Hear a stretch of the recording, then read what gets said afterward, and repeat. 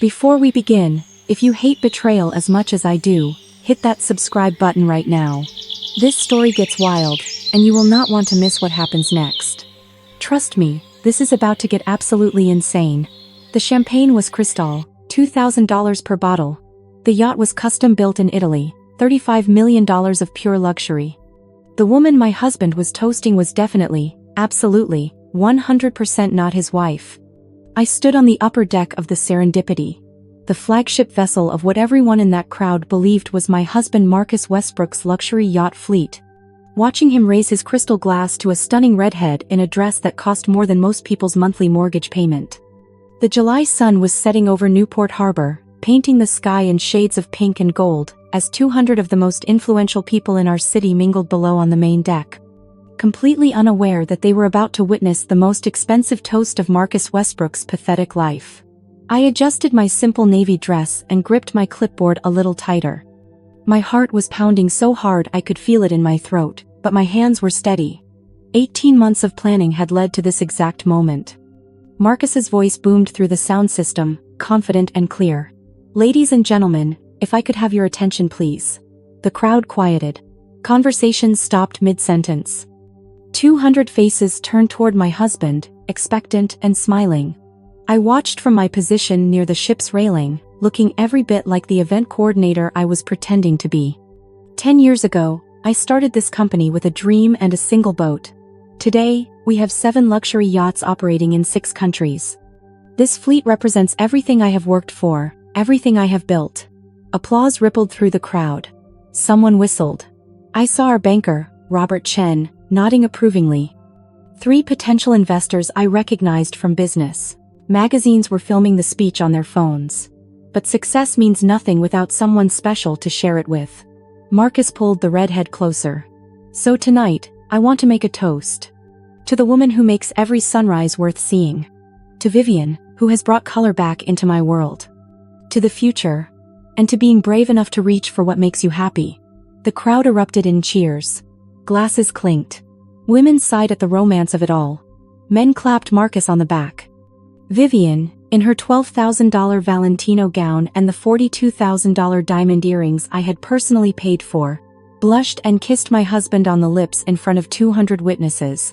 I counted exactly 7 people who glanced my way with pity in their eyes, before quickly looking elsewhere. They thought I was staff. They thought I was some hired help who had to stand there and watch her employer make a fool of himself. They had no idea who I actually was. Perfect. What Marcus did not know, what Vivian in her borrowed luxury did not know, what absolutely nobody on that yacht except me and my attorney Margaret Chen knew, was that Marcus Westbrook owned exactly nothing. Not the yacht beneath his expensive Italian leather shoes. Not the fleet of 7 luxury vessels docked in harbors from Monaco to Miami Beach. Not the 8,000 square foot waterfront mansion where he had been entertaining his mistress for the past 8 months. Not the Bentley he drove. Not the Rolex on his wrist. Not even the custom Brioni suit he was wearing as he publicly humiliated his wife of 16 years, 2 months, and 13 days. I owned it all. Every single asset. Every property. Every investment account. Every yacht. Every car. Every piece of furniture in every property. All of it was mine, legally protected and carefully transferred over the course of 18 meticulous months while Marcus thought his brilliant accountant wife was too busy with spreadsheets and quarterly reports to notice his affair. But I am getting ahead of myself. Let me take you back to where this really started, because the best revenge stories, the ones that really satisfy your soul, always have a proper beginning. 16 years, 2 months, and 13 days before that yacht party. I married Marcus Westbrook on a beach in Maui. The ceremony cost $68,000, paid for by my parents. I was 26 years old, fresh out of my master's program in finance from Wharton, and absolutely convinced I had found my soulmate. Marcus was 31, charming in that easy way that comes naturally to attractive men, ambitious in his dreams if not his execution, and he shared my vision of building something extraordinary together. We were going to conquer the world as a team. Power couple. Dynamic duo. Unstoppable force. And we did conquer the world, just not in the way I imagined on that beach in Maui. I was the one with the business acumen, the financial genius, the strategic mind. Marcus had vision and charisma, the ability to walk into a room and make everyone love him within 5 minutes. While he dreamed big, I built the infrastructure to make those dreams reality. While he schmoozed clients and gave inspiring speeches, I ran the numbers, structured the deals, and made sure we actually turned a profit. Our mornings started the same way for over 15 years. I would wake up at 5:30, make us both cappuccinos with the expensive Italian machine Marcus insisted we needed, $4,000 of stainless steel and precision engineering. I would bring the coffee to our bedroom balcony, where Marcus would already be scrolling through his phone, checking social media and news alerts. He liked 2 sugars in his coffee, always Demerara sugar, never white. I took mine black, dark roast, no milk, no sweetener. He read the business section of the Wall Street Journal first, looking for trends and opportunities. I went straight for the financial markets, analyzing overnight trading and international developments. We would sit there for 45 minutes every morning, discussing strategy, sharing ideas, planning our day. It was our ritual, our sacred time before the chaos of running a business took over. Every Friday was date night. Without fail. Even when we were exhausted, even when we were fighting, even when we had a million things to do. We had a rotation of 5 restaurants we loved, and Marcus always ordered the same thing at each place. Sea bass with lemon butter at Carmelo's Italian restaurant. Wagyu beef with truffle mashed potatoes at Matsuhisa. Duck confit with cherry gastrique at Le Bernardin. Lobster risotto at Maria. Lamb chops with mint chimichurri at the Capitol Grill. It was comfortable, predictable, safe.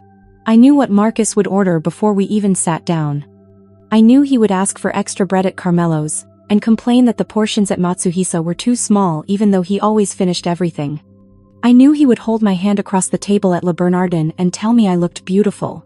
I knew my husband. Or I thought I did. Until I did not. The first red flag appeared 14 months before the yacht party, on a Tuesday night in early May.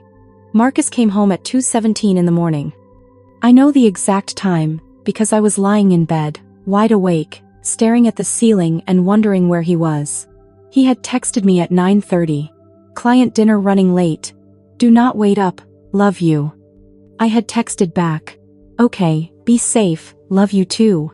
That was the last I heard until his car pulled into the garage at 2:17 in the morning. When he came into the bedroom, I pretended to be asleep. I watched through barely opened eyes as he undressed, carefully hanging his suit jacket in the closet, placing his shoes on the rack, setting his watch and wallet on the dresser. Normal routine. Nothing seemed off. Except when he climbed into bed, I could smell perfume on him. Not my perfume. I wore Chanel No. 5, classic and elegant. This was something sweeter, younger, with heavy notes of jasmine and vanilla.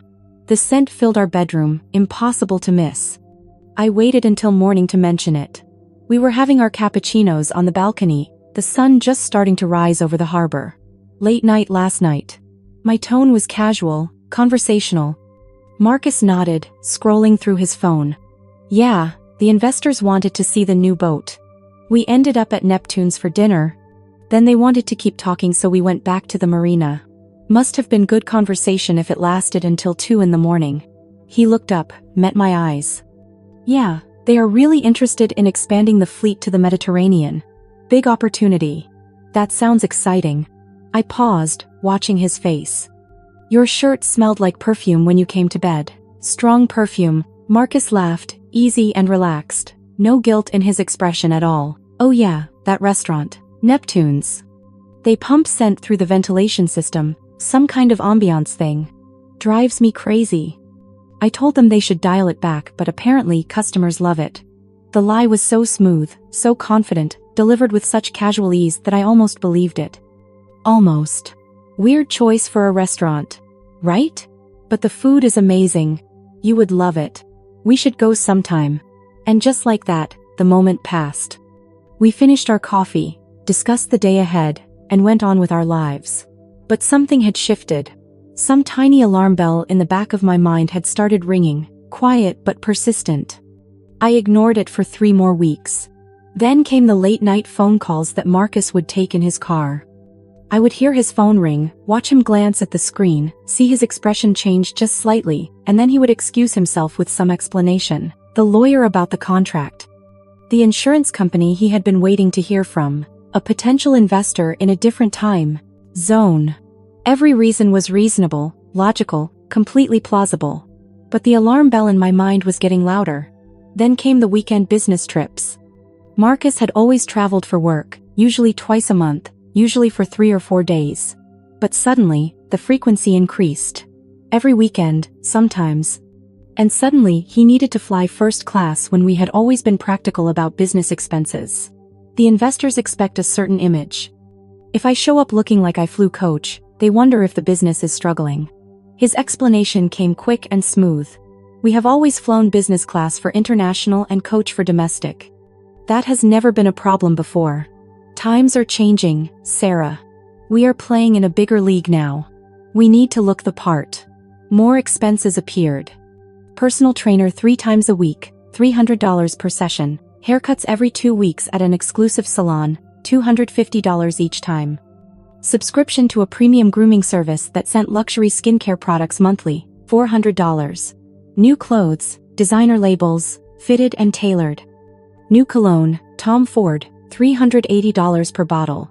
Marcus was 47 years old and suddenly dressing like he was trying to impress someone. His body changed. He lost weight. Built muscle. Bought tighter shirts to show off his new physique. My sister Nicole joked when she noticed, but her eyes were serious. Midlife crisis. We were having coffee at her house on a Saturday afternoon. Marcus was supposedly playing golf with clients. Nicole's husband David was at their daughter's soccer game. It was just the two of us in her bright, sunny kitchen. Nicole set down her mug and looked at me directly. Sarah, I love you. You are my baby sister and I would do anything for you. So I am going to ask you this straight. Is Marcus having an affair? I opened my mouth to say no. To defend my husband, to explain that he was just stressed about work and taking better care of himself. But the words would not come out. Instead, I started crying. Nicole was around the table in seconds, arms around me, holding me while I sobbed into her shoulder. I do not know. The admission came out broken. I think so. Maybe. There are signs, but every time I try to confront it, he has an explanation and it sounds reasonable and I feel crazy for even thinking it. You are not crazy. Nicole's voice was firm. Your instincts are telling you something. Listen to them. But what if I am wrong? What if I accuse him, and I am wrong, and I ruin 16 years of marriage over nothing? And what if you are right? Nicole countered. What if he is cheating and you ignore it because you are scared to know the truth? I pulled back, wiped my eyes. I do not know what to do. Nicole grabbed my hands and squeezed. I do. Check the credit card statements. Check the phone records. Check everything. You are a forensic accountant, Sarah. You track money for a living. Track his money. Track his time. And if you find something, you call me immediately. So I did exactly that. That night, after Marcus went to bed, I went into my home office and pulled up 18 months of credit card statements, bank records, and expense reports. I made a pot of coffee, settled in at my desk, and started going through every single transaction. What I found made me physically ill. Hotels. Luxury hotels in our own city. The Ritz-Carlton, the Four Seasons, the St. Regis. Stays of 3 to 5 hours, always during the day, always charged to Marcus's personal credit card. 37 hotel stays in 18 months. Restaurants. 5-star restaurants on nights Marcus told me he was working late. Le Bernardin, our date night spot. Maria, where we celebrated our 15th anniversary. Percy, where Marcus proposed all those years ago. He was taking someone to our special places. Jewelry. Tiffany & Company, 8 purchases totaling $162,000. I had received exactly none of those items. Cartier, 4 purchases totaling $98,000. Again, none for me. Van Cleef & Arpels, 2 purchases totaling $87,000. Not a single piece in my jewelry box. Flowers. Premium florist deliveries twice a week, every week, for 8 months. Fresh roses, peonies, orchids. $175 per arrangement. None delivered to our home. Spa services. Couples massages at exclusive day spas. Champagne brunches at luxury resorts. Weekend getaways to Napa Valley, Big Sur, Santa Barbara. Always for 2 people. Never with me. I added it up 3 times because I could not believe the number. $347,000 in 18 months. On another woman, using money from our joint accounts. Money I had earned, money I had invested.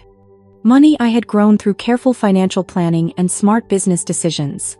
My husband had spent nearly $350,000 of my money on his mistress. I did not sleep that night. I sat in my office, staring at spreadsheets, feeling my entire world crack and crumble around me. 16 years of marriage.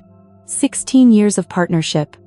16 years of believing we were building something together. All of it was a lie. At 6 in the morning, Marcus found me still sitting at my desk. "Sarah, did you sleep here? Are you okay?" I looked up at him, this man I had loved for 16 years. This man I had built an empire with. This man who was spending hundreds of thousands of dollars on someone else while I worked 80-hour weeks to keep our business profitable. "I am fine. Just finishing up some client work." "You know how it is." The lie came easily now. He kissed the top of my head. "You work too hard. Come to bed for a few hours." I wanted to scream. I wanted to throw the credit card statements in his face. I wanted to demand answers, to rage, to cry, to make him explain every single transaction. But I did not, because I had already learned one critical truth. Knowledge is power. And right now, Marcus did not know that I knew. That gave me the advantage. So instead, I stood up, kissed his cheek, and let him lead me back to bed. "You are right, I am exhausted. Let me just save this file." While Marcus went back to bed, I created a new folder on my computer, password protected and hidden. I titled it Project Phoenix, because I was about to burn my old life down and rise from the ashes. Then I called my best friend Julia. She answered on the second ring, voice thick with sleep. "Sarah? It is 6 in the morning. Someone better be dead. My marriage is dead." Julia was at my house in 40 minutes with coffee, bagels, and murder in her eyes. We sat in my office with the door locked while I showed her everything. Every receipt, every charge, every damning piece of evidence. Julia's face went from shocked to furious, to coldly calculating. "Do you want to burn his life to the ground?" Yes, I do." "Good." Julia pulled out her phone, because I know exactly who to call. She called her cousin, Detective Rachel Morrison. Rachel came over on her lunch break, off duty, but very interested. I showed her everything. "This is a lot of money."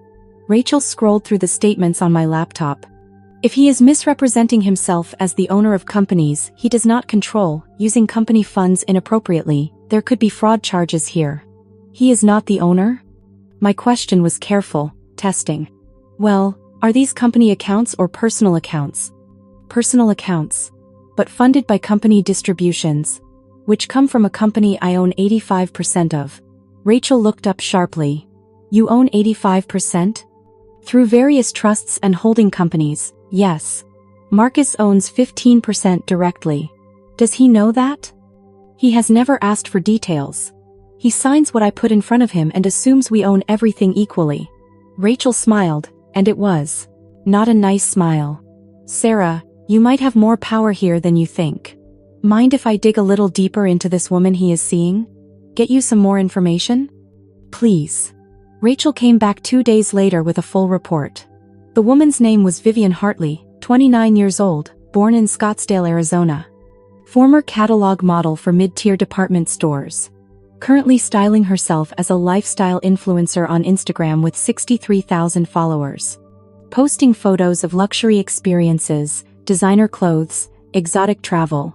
Every image carefully curated to show a life of wealth and glamour. A life funded entirely by my husband, using my money. She met Marcus at a yacht show in March of last year.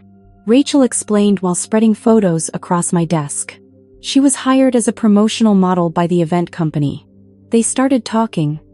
He gave her his card, told her he owned a luxury yacht fleet, invited her out for dinner. According to her Instagram, their first date was at Le Bernardin. Our restaurant, our special place.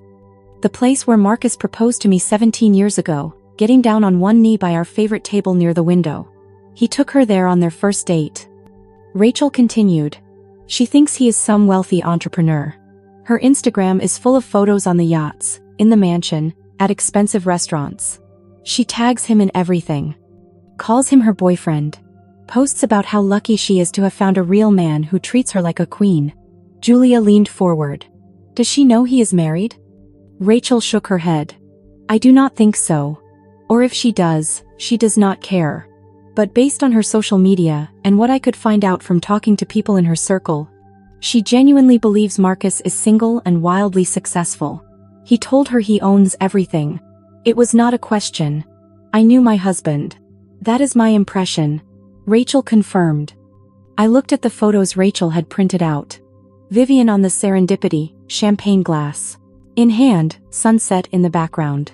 Vivian in our mansion, sprawled on the couch in the living room I had personally designed. Vivian wearing jewelry I had never seen, jewelry I now knew cost nearly $350,000 of my money. Marcus had built her an entire fantasy life. And he was making me pay for it. I want to destroy him. My voice came out quiet but deadly. I want to take everything. I want him to lose his business, his reputation, his mistress, everything. Can I do that? Rachel and Julia exchanged glances. Rachel spoke carefully. With the right attorney, and with your ownership structure, I think you could do a lot more than that. Then help me find the right attorney, Julia smiled.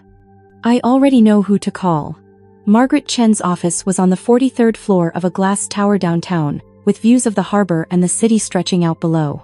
She was 59 years old, elegant in a charcoal suit, with steel gray haircut in a sharp bob and eyes that missed nothing. I had met Margaret briefly at a charity gala 3 years ago. She had made an impression then. Formidable, brilliant, feared by opposing counsel across the state. She specialized in high-net-worth divorces and asset protection. Her track record was flawless. I told her everything. She listened, taking notes, asking pointed questions about the business structure, ownership percentages, financial commingling. When I finished, Margaret set down her pen and looked at me directly. Sarah, do you want a divorce or do you want war? What is the difference? A divorce, we file papers, you get your share of assets, per the prenuptial agreement, you move on with your life. Clean, relatively quick, everyone walks away. She paused. War means we come at this from every possible angle. Criminal fraud for misrepresenting ownership. Breach of fiduciary duty for misusing marital assets. Civil suits for recovery of funds. We do not just end the marriage, we dismantle his entire life. I thought about Marcus toasting Vivian while I stood on the sidelines. I thought about $347,000 spent on another woman. I thought about 16 years of my life, of building something with someone who betrayed me. War. I want war. Margaret smiled, and it was terrifying and beautiful. Then let us go to war. We spent the next 3 days in Margaret's conference room, building the strategy. She brought in 2 associate attorneys, a forensic accountant even more skilled than me, and a private investigator who made Rachel look like an amateur. We documented everything. Every charge, every hotel stay, every piece of jewelry. We tracked Vivian's spending, cross-referencing it with Marcus's accounts. We found even more expenses I had missed. Designer clothes shipped to Vivian's apartment. A lease on a BMW in her name. Paid monthly by Marcus. Rent on a luxury apartment for her. $3,000 a month. Cash withdrawals totaling $98,000 over 18 months, presumably given directly to Vivian. The total climbed to $472,000. Nearly $500,000 of my money, spent on his mistress. The forensic accountant looked up from his calculations. This is grounds for criminal charges. Fraud, embezzlement, misappropriation of funds. Margaret held up a hand. Let us hold that in reserve. First, we secure Sarah's assets. We need to transfer everything into structures Marcus cannot touch. Then we can decide whether to pursue criminal charges or just use the threat of them as leverage. For the next 18 months, while Marcus thought I was buried in client work, I was actually restructuring my entire financial life. Every yacht was transferred from jointly owned LLCs to holding companies solely in my name. Every property was retitled. Every investment account was moved. Every asset was secured. Marcus signed everything I put in front of him without reading it. Just business stuff, I would tell him. Restructuring for tax purposes. The accountants recommend it. He would barely glance at the papers before signing his name and going back to his phone, probably texting Vivian. I updated our prenuptial agreement through a process that required his signature but was buried in a stack of routine business documents. The new terms heavily favored me in case of infidelity, which could be proven by the mountain of evidence I had compiled. I created a web of corporations and trusts so complex that even Margaret's forensic accountant needed a flowchart to track everything. All roads led to me. Marcus's name appeared nowhere in the ownership chain. On paper, Marcus went from co-owner of a multi-million-dollar empire to employee with a 15% profit share. He had no idea. While I was securing assets, Rachel was building the surveillance file. Photos of Marcus and Vivian at restaurants, hotels, walking on the beach. Video footage from building security cameras showing them entering and leaving together. Credit card receipts time-stamped to match the surveillance. Phone records showing hundreds of calls and texts between them. The evidence was overwhelming, irrefutable, and perfectly documented. Margaret reviewed everything one final time. When you are ready, we can move. But I recommend waiting for the right moment. Something public, where the impact will be maximum. How public? As public as you are comfortable with. This kind of betrayal, this level of financial misappropriation, the community should know. It protects you, it holds him accountable, and it sends a message. I thought about that. About public humiliation, about making Marcus face consequences in front of everyone who respected him, admired him, did business with him. Let me think about timing. Marcus gave me the perfect opportunity himself. 3 weeks later, over breakfast, he made an announcement. I want to throw a huge party. 10-year anniversary of Fleet. Well, technically, it is 16 years since we bought the first boat, but 10 years since we officially launched the luxury charter business. Big milestone. We should celebrate. That sounds nice. My response was carefully neutral. Not nice. Spectacular. I want to invite everyone. All our clients, all the potential investors, everyone who matters in this industry. I want it on the Serendipity, cruise the harbor at sunset, champagne. Catering from that place we love, live music. Really show off what we have built. What I had built, I thought.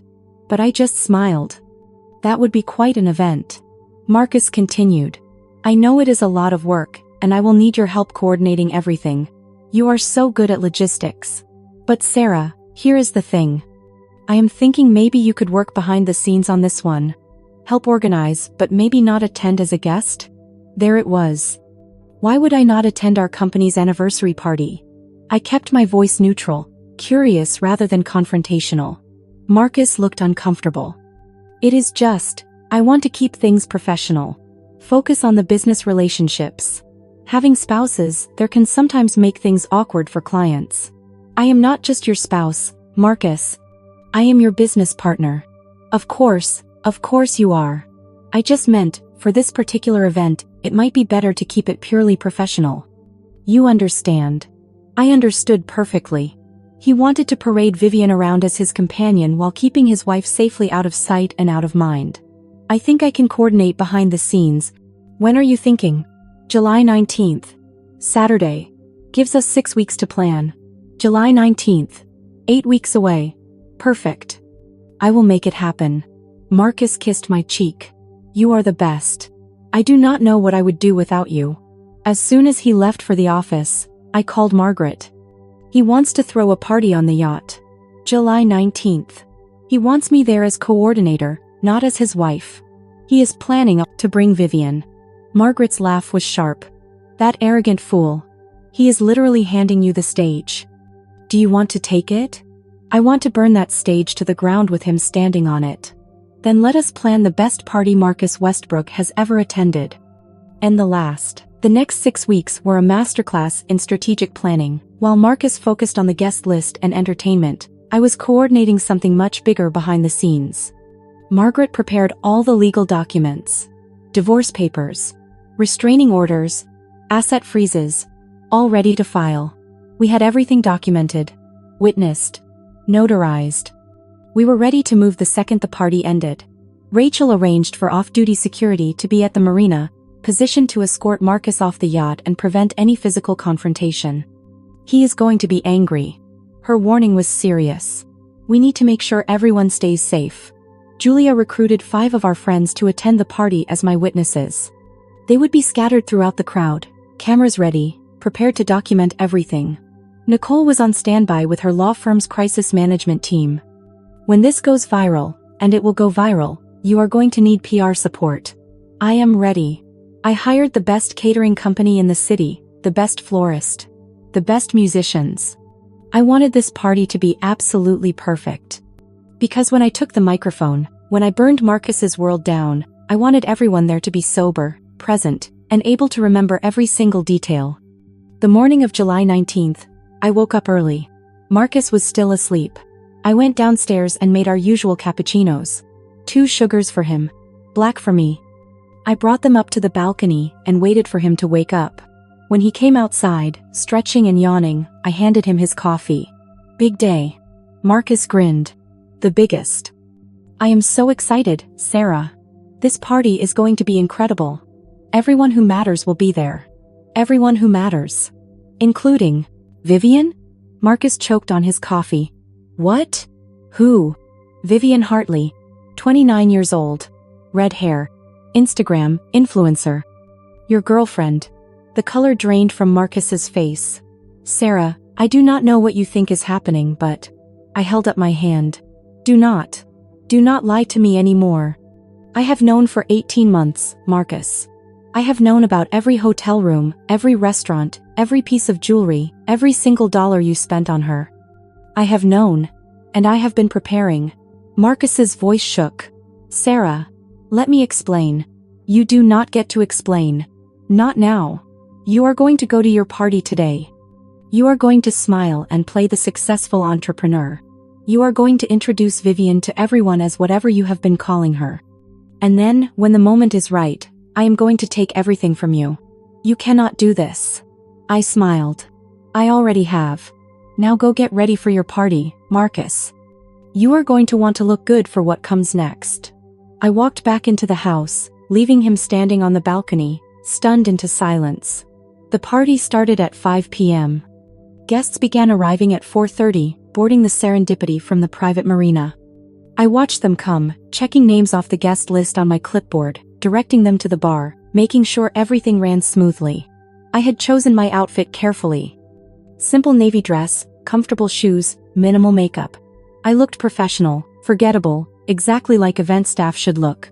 Nobody paid attention to me. Nobody asked who I was. I was invisible.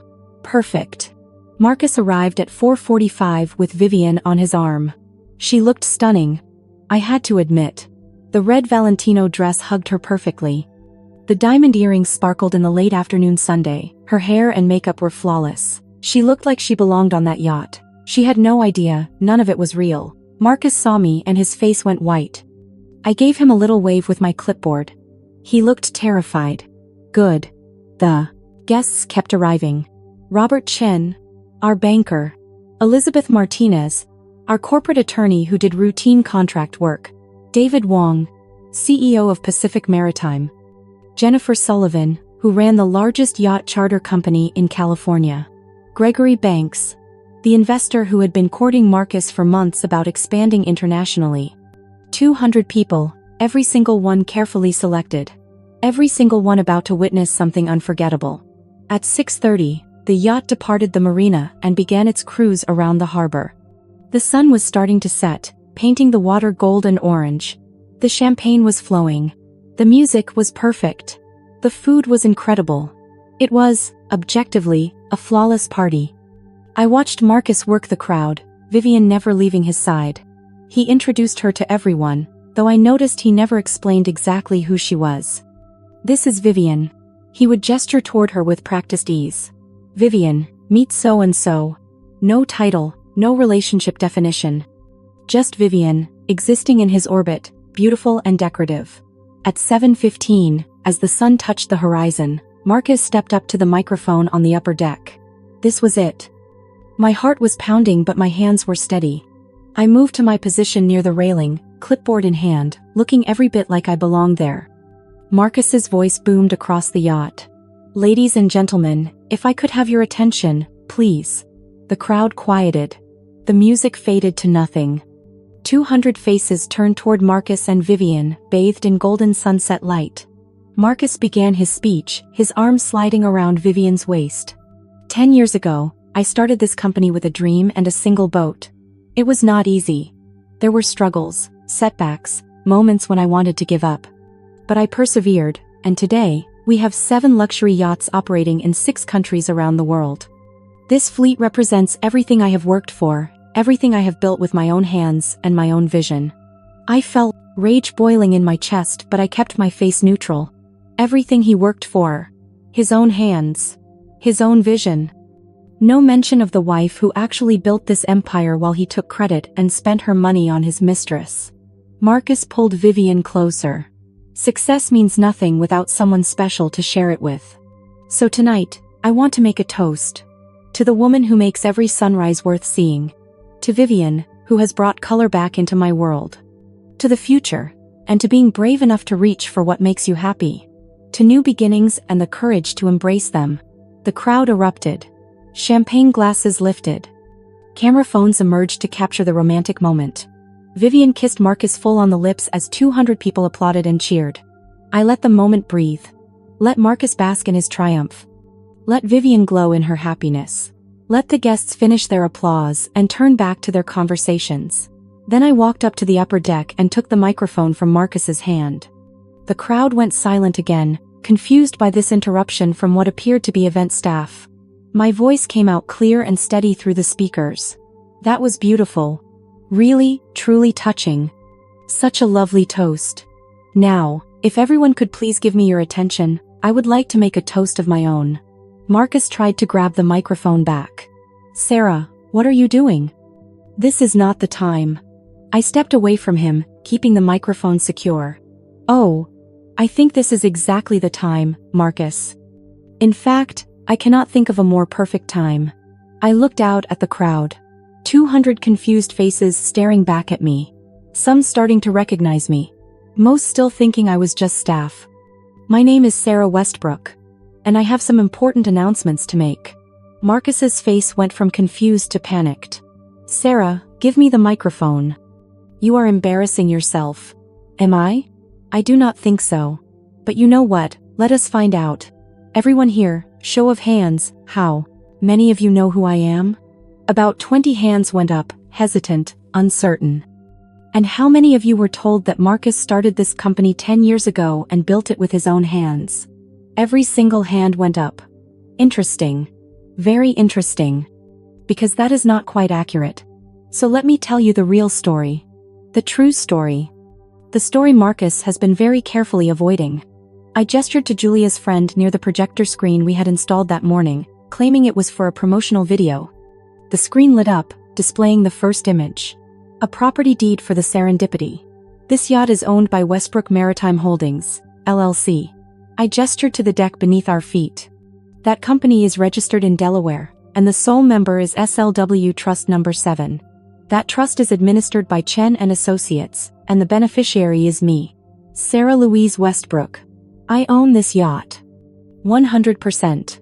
Marcus's name appears nowhere in the ownership documents. The crowd was dead silent now. Marcus tried to interrupt, but I kept talking. The Destiny, currently docked in Monaco, is owned by Westbrook Maritime Holdings, LLC. The Fortune, in Miami, same ownership. The Legacy, in San Diego. The Celebration, in Seattle. The Triumph, in Vancouver. The Victory, in Cabo San Lucas. All 7 yachts, every single one, owned entirely by me. The next image appeared. Corporate structure documents. Westbrook Maritime Management, the parent company, is owned by 3 entities. SLW Trust Number 7, which I control, owns 60%. Pacific Asset Holdings, which I also control, owns 25%. And Westbrook Family Trust, which lists Marcus as a beneficiary with profit-sharing rights, owns 15%. Marcus does not own this company, he never has. He is an employee with profit participation. Gasps rippled through the crowd. I saw Robert Chen, our banker, pull out his phone and start frantically typing. Elizabeth Martinez, the attorney, was staring at the screen with her mouth open. Marcus grabbed my arm. Sarah, stop this right now, you are ruining everything. I pulled my arm away. No, Marcus. You ruined everything. I am just making sure everyone knows the truth. The next image appeared. The waterfront mansion. This property, 8,000 square feet, waterfront, purchased 12 years ago for $4.2 million, now valued at $11.8 million. Owned by SLW Property Trust Number 4. That is me. The beach house in Malibu, owned by me. The condo in New York, owned by me. The mountain cabin in Aspen, owned by me. Are you seeing a pattern here? More images flashed across the screen. Bank statements with account names. Investment portfolios. Business registrations. Every single one showing my name, my trusts, my ownership. I continued, my voice never wavering. Everything Marcus has claimed to build was actually built by me. I structured the deals. I arranged the financing. I managed the investments. I grew the portfolio from one boat 16 years ago to a fleet worth $73 million. Marcus was the face. The spokesman. The charming salesperson. But I was the architect, the builder, the actual owner. Vivian's face had gone from confused to horrified. She was staring at Marcus like she had never seen him before. Now, you might be wondering why I am telling you all this. Why I am standing here at what was supposed to be Marcus's big celebratory moment, destroying his narrative. The answer is simple. Because Marcus has not just been lying about who owns what. He has been stealing from me to fund an affair. The next image appeared. Hotel receipts. Dozens of them.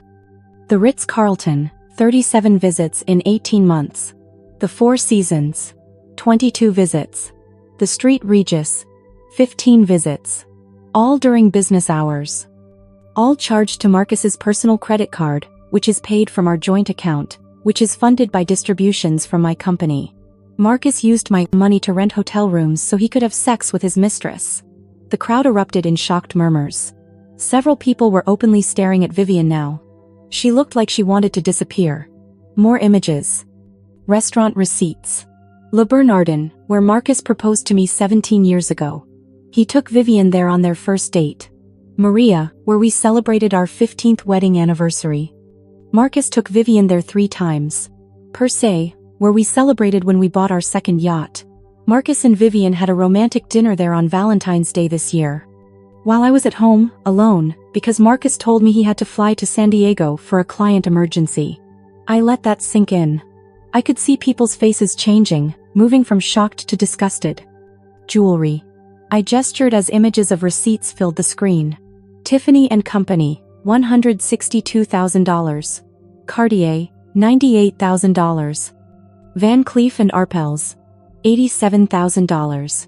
Total of $347,000 in jewelry purchases over 18 months. I received none of these items.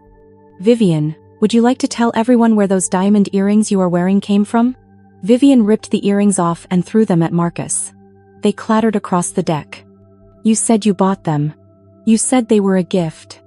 You said you were successful and wealthy and single. Marcus stammered. I never said I was single. You never said you were married. Vivian's scream cut through the tension. You never mentioned a wife. You let me believe we had a future together. You let me post about us on social media. You introduced me to your friends and your business partners. Everyone thought I was your girlfriend. Marcus reached for her desperately. You are my girlfriend. No. My interruption was sharp. She is your mistress. There is a difference. And speaking of differences, let us talk about the financial impact of this affair. The next image was a detailed spreadsheet. Margaret's forensic accountant had created it. Color-coded and comprehensive. I walked through each line item. Hotels, $347,000. Restaurants, $98,000. Jewelry, $347,000. Designer, clothing and accessories shipped to Vivian's address, $123,000. Lease on a BMW in Vivian's name, $36,000 over 18 months. Rent on Vivian's luxury apartment, $54,000 over 18 months. Cash withdrawals, $98,000. Purpose unknown but presumed to be gifts to Vivian. Flowers, spa services, weekend trips, various other expenses. $49,000. Grand total, $472,000. I paused, letting the number hang in the air. Nearly $500,000 of my money, spent on his mistress, over 18 months. That is an average of $26,000 per month. That is more than most people earn in a year. Marcus spent it monthly on his affair. The silence on that yacht was deafening. You could have heard a pin drop. Now, some of you might be thinking, well, they are married, it is community property, they both have equal right to it. And normally, you would be correct. But there are two problems with that logic. First, as I have demonstrated, I own 85% of everything. This is not community property. This is my property, which Marcus accessed through fraudulent claims of ownership. Second, we have a prenuptial agreement. Margaret Chen stepped forward from the crowd, holding a folder. Several people recognized her immediately. She was famous in legal circles. Margaret's voice was clear and professional. Marcus Westbrook, you are being served. These documents include divorce papers filed this afternoon with the county clerk, a restraining order preventing you from accessing any properties or assets owned by Sarah Westbrook, or her associated trusts and corporations, a freeze on all joint accounts, pending investigation of fund misappropriation, a notification that criminal fraud charges are being considered based on your misrepresentation of ownership to investors, clients, and business partners. She handed the folder to Marcus, who took it with shaking hands. Margaret continued. Per the prenuptial agreement you signed 16 years ago, and updated 8 months ago, in cases of proven infidelity, the injured party retains 95% of all marital assets. The guilty party receives 5%, minus any demonstrable financial damages caused by the infidelity. Based on the $472,000 you spent on your affair, your 5% share will be reduced accordingly. My preliminary calculations suggest you will walk away from this marriage with approximately $800,000. Sarah will retain everything else. Marcus's face had gone from white to gray. This cannot be legal. You cannot do this. I can and I have. My response was final. Margaret, would you like to explain the fraud allegations? Margaret smiled. It was not a warm smile. For the past 3 years, Marcus has been signing documents claiming to act as owner and CEO of Westbrook Maritime Management. He has negotiated contracts, made representations to investors, and signed legal documents, all while claiming ownership he does not possess. This constitutes fraud. Additionally, his use of company funds, which are predominantly Sarah's funds, to finance a personal affair may constitute embezzlement. The district attorney's office will be reviewing the case next week. Gregory Banks, the investor, stood up. His face was red with anger. You told me you owned this company. You showed me financial statements with your name on them. You said you were looking for investment capital to expand. I gave you $2 million based on those representations. Marcus started. I can explain. You lied to me. Gregory's voice was ice. You committed fraud. I am calling my attorney right now. I want my money back, and I want you prosecuted. 3 other investors stood up, all making similar statements. All pulling out phones. All threatening legal action. Elizabeth Martinez, our corporate attorney, was staring at Marcus with disgust. I prepared contracts based on your representation that you had authority to sign on behalf of the company. If you did not have that authority, those contracts are void. My firm is going to have to review every single document we prepared for you. This is a malpractice nightmare. David Wong, the CEO, shook his head. We have a partnership agreement signed by you. If you did not have authority to enter that agreement, it is worthless. You have cost my company time and money based on fraudulent representations. The crowd was turning on Marcus. The shock had worn off and anger was setting in. These were people who had trusted him, done business with him, respected him. Now they realized they had been deceived. Jennifer Sullivan, the yacht charter CEO, stood up. I have been referring clients to your fleet for 5 years, based on our friendship. I thought I was helping a fellow entrepreneur. Instead, I was helping a fraud who was stealing credit from his wife. I am disgusted. More people stood. More angry voices. More threats of legal action. Marcus tried to speak but nobody wanted to hear it. Security guards that Rachel had arranged moved in, large and professional, ready to escort Marcus off the yacht when we docked. I raised my hand and the crowd quieted, wanting to hear what I would say next. I have a few more announcements. First, effective immediately, Marcus Westbrook is terminated from all positions with Westbrook Maritime Management and all associated companies. His profit-sharing agreement is void per the terms outlined in our partnership documents regarding gross misconduct. He will receive his final distributions per the prenuptial agreement, minus damages, and then all financial ties will be severed. Marcus opened his mouth to protest, but I kept talking. Second, this fleet will be undergoing rebranding.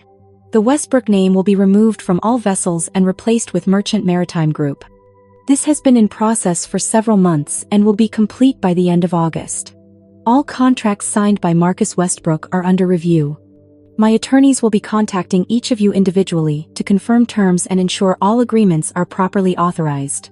I looked at the investors who had stood up, the ones threatening legal action. Gregory, David, anyone else who entered agreements with Marcus that may be compromised by this situation, my attorneys will work with you to resolve any issues. I take full responsibility for not catching this sooner, and I will make it right. Whatever Marcus promised, whatever he represented, I will honor it if it was reasonable, and if he had implied authority to make those commitments. I am not trying to escape obligations. I am trying to clarify who actually has the authority to make them. Some of the anger in the room dissipated slightly. I was offering solutions, not just problems. Third, I want to thank all of you for coming tonight. I know this is not the party you expected, but I felt it was important that everyone understand the truth. Marcus has been operating under false pretenses for years, and that ends today. If you have any questions or concerns about your business relationships with this company, please contact my office. We will sort everything out. The yacht was approaching the dock. The sun had fully set. The party that was supposed to be Marcus's triumph had become his public execution. I turned to Vivian, who was crying, mascara running down her face. Vivian, I know this is difficult for you. I know Marcus lied to you too. But I need you to understand something. Those earrings you threw on this deck? I paid for them. That dress you are wearing? My credit card. The apartment you live in? My money. The car you drive? My money. Everything Marcus gave you, everything he promised you, all of it came from me. You were living a fantasy funded by a wife who had no idea you existed. Vivian sobbed harder. I did not know. I swear I did not know he was married. He told me he was single. He told me he built this company from nothing. He told me we had a future together. I believe you. You were lied to as much as I was. But that does not change the facts. The jewelry, the car, the apartment, all of it needs to be returned. My attorneys will contact you about arrangements. I am not trying to punish you, but those items were purchased with stolen funds and they need to come back. Vivian nodded, still crying. I understand. I am so sorry. I never would have, if I had known. I know. The yacht docked. The gangway extended. Security moved to Marcus's side. One of the guards spoke firmly. Marcus Westbrook, you need to come with us. You are being escorted off this vessel and you are not permitted to return per the restraining order. Marcus looked at me, desperate, pleading. Sarah, please. Can we talk about this privately? Can we work something out? No. We cannot. You made your choices, Marcus. You lied to me for 18 months. You spent nearly $500,000 of my money on another woman. You took credit for work I did. You built your reputation on my accomplishments. And then, tonight, you stood on my yacht and toasted your mistress while asking me to coordinate from the shadows so I would not interfere with your fantasy. Marcus's voice cracked. I made mistakes. I know I did. But 16 years, Sarah. 16 years of marriage. That has to count for something. It did count for something. It counted for me giving you every chance to be honest, to be faithful, to be the partner I thought I married. And you threw it all away. So no. Marcus. We will not talk about this privately. We will not work something out. You will leave my yacht, you will comply with the restraining order, and you will accept the consequences of your actions. Security escorted Marcus off the yacht. He tried to turn back, tried to say something more, but they kept him moving. Vivian followed, still crying, her expensive dress and borrowed jewelry, a stark reminder of everything that had been built on lies. The crowd began to disperse. Some people left quickly, uncomfortable with the drama. Others lingered, wanting to talk to me, to express support, to distance themselves from Marcus. Robert Chen approached me, looking shaken. "Sarah, I had no idea. The accounts we managed, I always thought Marcus was the primary owner. If I had known the real structure, I would have handled things differently." "I know, Robert. That is why I am not angry with you. Marcus was very good at presenting a certain image. He fooled a lot of people." Robert nodded. "What you did tonight took courage. Standing up in front of everyone. Exposing the truth. I respect that." Others approached with similar sentiments. Jennifer Sullivan apologized for not seeing through Marcus sooner. David Wong offered his support and promised his partnership was with me, not Marcus. Elizabeth Martinez assured me her firm would do whatever was needed to clean up the legal mess. By 9 o'clock, everyone had left except my inner circle. Julia, Nicole, Rachel, Margaret, and 5 other close friends. We stood on the deck of the Serendipity, surrounded by the remnants of the party, and opened a bottle of very expensive champagne. Julia raised her glass. "To Sarah, who just delivered the most epic revenge in modern history." Nicole added, "To truth. And to women who refuse to stay silent." Rachel grinned. "To consequences. May they be swift and severe." We clinked glasses and drank under the stars. Margaret asked, "How do you feel?" I thought about it. Lighter. Like I was carrying something heavy for a long time and I finally put it down. Nicole smiled. "You were incredible. The way you presented everything, the evidence, the numbers, the timeline. It was like watching a prosecutor deliver a closing argument. Nobody could argue with facts that clear. That was the point. I did not want this to be emotional or hysterical.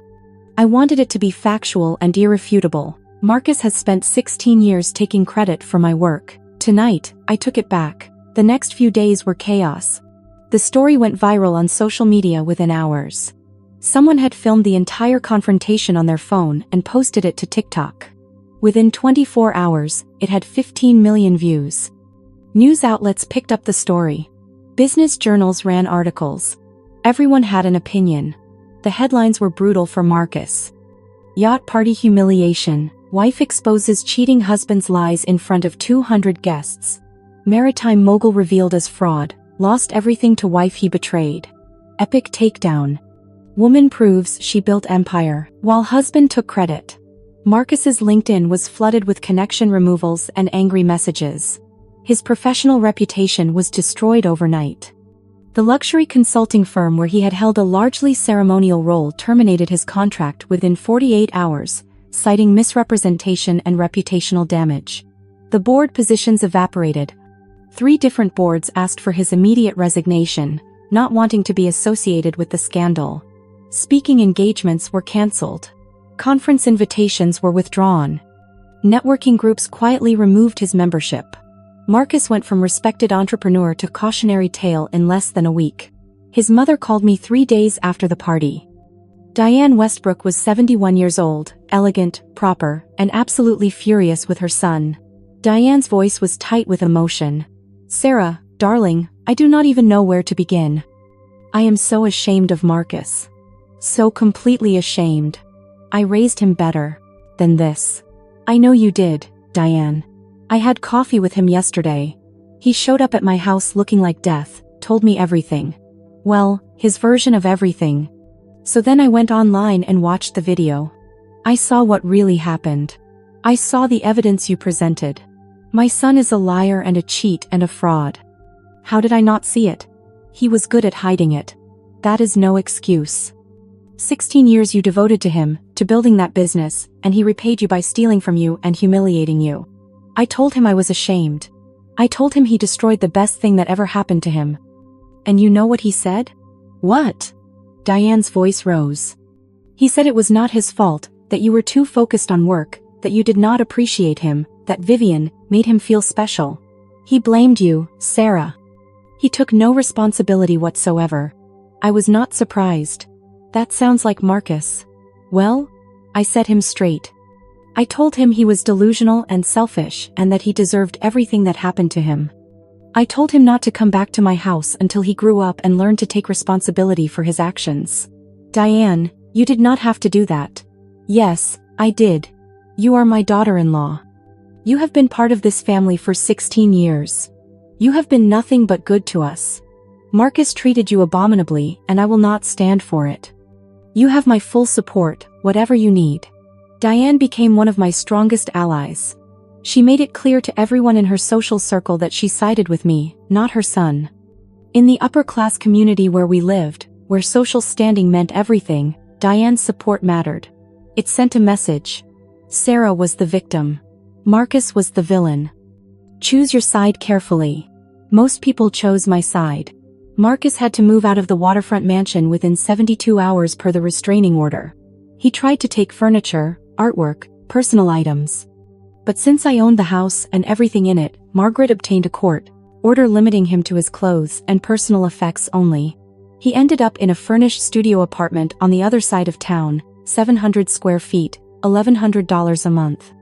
I heard through Nicole's network that he was driving the used Honda Civic I had generously purchased for him as a settlement gesture, shopping at discount grocery stores, and eating dinner alone most nights. The mighty had fallen hard. Vivian, surprisingly, handled the situation with more grace than Marcus. She returned all the jewelry, the car, and moved out of the luxury apartment within 2 weeks. She posted a long Instagram story about being deceived, about learning expensive lessons, about the importance of trust and honesty in relationships. Her follower count exploded. She gained 80,000 new followers in a week. Brands started reaching out. A podcast about toxic relationships offered her a co-hosting position. A publisher contacted her about writing a book. Vivian pivoted from lifestyle influencer to relationship expert, sharing her story of being deceived by a con artist, and people ate it up. I had to admire her hustle. She took a humiliating situation and turned it into opportunity. Marcus, meanwhile, spiraled. According to Diane, he was drinking too much, not sleeping, obsessing over the social media coverage and the public reaction. He had gone from celebrated entrepreneur to public joke in less than 2 weeks. His friends distanced themselves. The couples we used to socialize with suddenly had no time for Marcus but plenty of time for me. Dinner invitations came to me alone. Event invites specified Sarah Westbrook, with no +1 option. Marcus was being erased from the social circle he had worked so hard to cultivate. The criminal fraud investigation moved forward slowly but steadily. The district attorney's office was building a case. Gregory Banks, the investor, had filed a civil suit. 2 other investors followed. Marcus was looking at years of legal battles and potentially criminal charges. I, meanwhile, thrived. The business exploded after the scandal. People wanted to work with the woman who had built a maritime empire in secret. The woman who had taken down her cheating husband with facts and evidence. The woman who refused to be silenced or sidelined. Within 3 months, I had signed contracts with 4 new major clients. Revenue increased by 37%. The rebranding to Merchant Maritime Group was seamless, and if anything, the new name carried more weight than the old.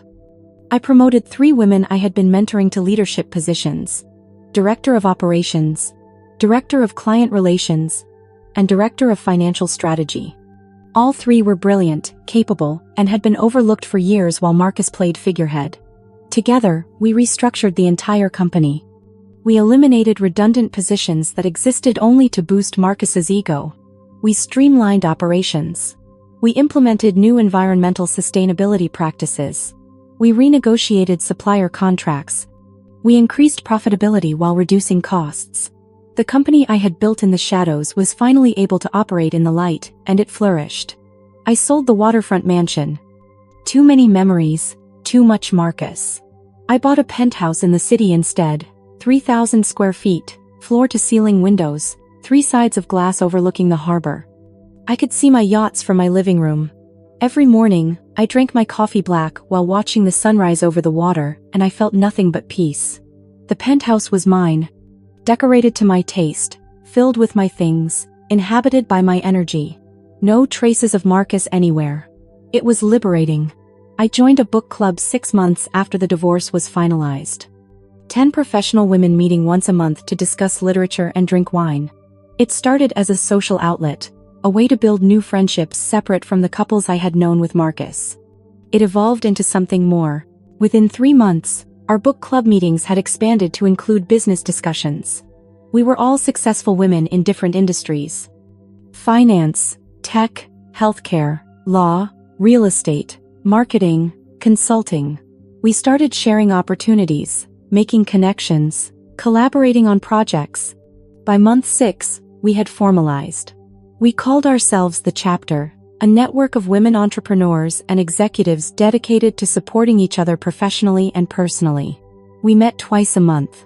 Once for book club, once for business. Through The Chapter, I invested in 3 startup companies, all founded by women. A sustainable fashion brand that used recycled ocean plastics. A logistics tech company that revolutionized supply chain management. A healthcare AI platform that improved diagnostic accuracy. All 3 were profitable within 18 months. The Chapter also launched a mentorship program, pairing established professionals with young women just starting their careers. I personally mentored 5 women, meeting with them monthly, sharing knowledge, opening doors, creating opportunities. One of my mentees, a 24-year-old named Alicia with a degree in marine biology and dreams of sustainable tourism, pitched me an idea for eco-friendly yacht charters. Luxury experiences with minimal environmental impact. Solar power, water recycling systems, partnerships with ocean conservation groups. I funded her startup with $2 million. Within a year, Ecolux Maritime was operating 3 yachts and had a waiting list of environmentally conscious high-net-worth clients. Alicia was featured in Forbes 30, Under 30. She credited me in every interview, calling me the investor who believed in her when everyone else said her idea was too niche. My business portfolio expanded beyond yachts. I acquired a boutique hotel chain, 11 properties in coastal cities. I bought into a commercial real estate fund specializing in waterfront development. I became a silent partner in a restaurant group known for sustainable seafood. The trust fund my grandmother had left me, the $32 million that had been the foundation of everything, had tripled in value under my management. My net worth was now estimated at $215 million. I was, by any measure, extraordinarily successful. Marcus tried to reconcile exactly once, 9 months after the divorce was finalized. He showed up at my office building unannounced. Security called up to warn me. Send him up. Margaret was in my office for a meeting. She raised an eyebrow. Are you sure? I am sure. I want him to see what he lost. When Marcus walked in, I barely recognized him. He had lost weight, but not in a healthy way. He looked gaunt, hollow. The expensive suit was gone, replaced by something off the rack from a department store. The confident swagger had been replaced by a defeated shuffle. He looked 10 years older than when I last saw him. Marcus's voice was hesitant. Sarah, thank you for seeing me. Marcus, what do you want? He glanced at Margaret. Could we talk privately? No. Margaret is my attorney and my friend. Whatever you have to say, you can say in front of her. Marcus sat down uninvited. I have been doing a lot of thinking. A lot of reflection. I made terrible mistakes. Huge, unforgivable mistakes. I was arrogant and selfish, and I threw away the best thing that ever happened to me. I stayed silent. Just watched him. Marcus continued, I want another chance. I know I do not deserve it. I know I hurt you in ways I can never fully make right. But Sarah, we had 16 years together. That has to mean something. We built something together, even if I did not appreciate your contributions at the time. We can build something again. I am different now. I understand what I lost. I understand what you did for me, for us, for the business. I see it now. I leaned back in my chair. You see it now. Now that you have lost everything. Now that your reputation is destroyed. Now that you are living in a studio apartment and driving a used Honda. Now you see what I contributed. Yes. I was blind before. I took you for granted. But I see clearly now. And I want to make it right. I studied him. This man I had loved for 16 years. This man who had shared my bed, my dreams, my life. This man who had betrayed me in the most fundamental way possible. Marcus, do you know what I realized after you left? What? I was happier. Not just relieved or free, but genuinely, consistently happier. My stress levels dropped. My sleep improved. My productivity increased. I started laughing more, smiling more, enjoying my life more. Every single measurable aspect of my well-being improved when you were not in it. Marcus flinched. I continued. I realized that for years, maybe our entire marriage, I had been making myself smaller to make you feel bigger. I had been suppressing my accomplishments so you could shine. I had been doing the work while giving you the credit because I thought that was what partnership meant. I thought I was supporting you. But I was actually enabling you to take advantage of me. Marcus protested. That is not fair. No. What is not fair is spending 16 years building an empire while someone else takes credit for your work. What is not fair is being lied to, cheated on, and publicly humiliated. What is not fair is discovering that your partner spent nearly $500,000 on another woman using your money. You want to talk about fair, Marcus? Let us not. I know I hurt you. You did. But here is the thing. You also freed me. You showed me exactly who you were, and that clarity was a gift. Without you, I have thrived. I have expanded my business, increased my net worth, built new relationships, created new opportunities. I have mentored young women, invested in innovative companies, and made a real difference in my industry. I have done all of this without you. In fact, I have done all of this better without you. Marcus's voice cracked. Sarah, please. I do not want you back, Marcus. I do not want to reconcile. I do not want to work something out. I do not even want to be friends. What I want is for you to leave my office and never contact me again. What we had is over. It has been over for a long time. I am just grateful I finally see that clearly. Marcus tried again. But 16 years. 16 years has to mean something. It means I wasted 16 years on someone who did not deserve me. It means I spent 16 years building someone else up at my own expense. It means I learned exactly what I will never accept again. That is what those 16 years mean. Marcus's face crumpled. I have nothing, Sarah. No business, no reputation, no money beyond what the settlement gave me. I am barely surviving. And whose fault is that? I made mistakes, but you destroyed my life. You humiliated me in front of everyone. You took everything. I stood up, anger finally breaking through my calm exterior. I destroyed your life? I took everything? Marcus, I built everything. The yachts, the business, the wealth, all of it. I built it and you took credit. So no, I did not take anything. I reclaimed what was always mine. And yes, I humiliated you. I exposed your lies in front of 200 people. But you humiliated me first when you toasted your mistress on my yacht while asking me to stay in the shadows. You humiliated me every time you lied about where you were and what you were doing. You humiliated me when you spent my money on another woman. So do not stand in my office and play the victim. I am not playing the victim. I am asking for compassion, for mercy, for a second chance. And I am giving you an answer. No. No second chance. No compassion beyond the generous settlement you received. No mercy beyond choosing not to pursue every possible criminal charge. You got more than you deserved, Marcus. Be grateful for that, and move on. Marcus's voice rose, desperately. What am I supposed to do? How am I supposed to rebuild? The same way I built in the first place. With hard work, integrity, and your own effort. Not by taking credit for someone else's work. Not by lying and manipulating. Not by asking your ex-wife to bail you out after you destroyed your own life. You are 49 years old, Marcus. Figure it out. He stood, realizing he was not going to get what he came for. I hope you are proud of yourself. I hope destroying me makes you happy. My response was calm, final. I did not destroy you. You destroyed yourself.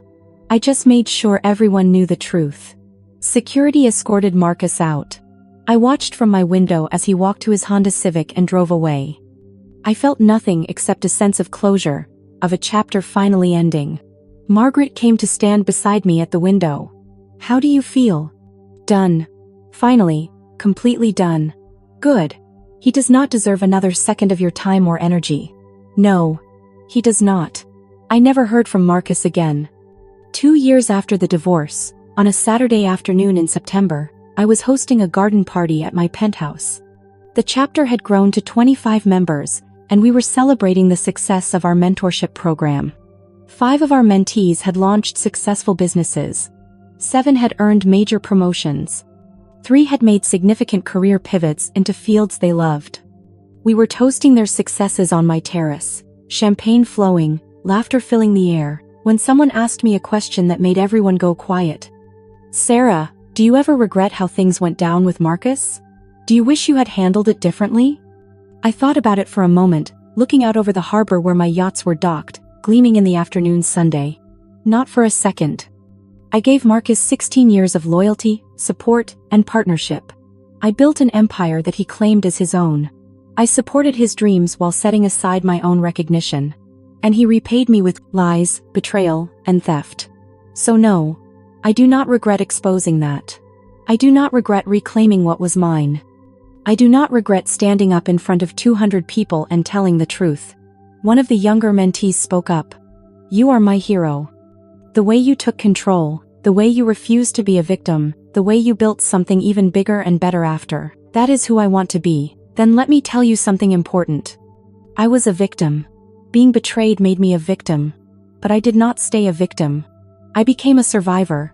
And then I became a thriver. There is a difference. You can acknowledge what was done to you and still refuse to let it define you. You can be hurt and angry and devastated, and then you can choose to rebuild. But rebuild does not mean return to what was. It means create something new, something better, something entirely your own. Nicole raised her glass.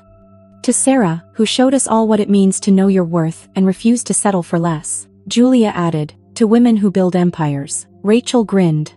To truth and consequences. Margaret contributed, to second acts. We clinked glasses and drank to that. Later that evening, after most of the guests had left, I stood alone on my terrace watching the sunset. My phone buzzed with a notification. An email from Forbes. They wanted to interview me for a cover story on women reshaping the maritime industry.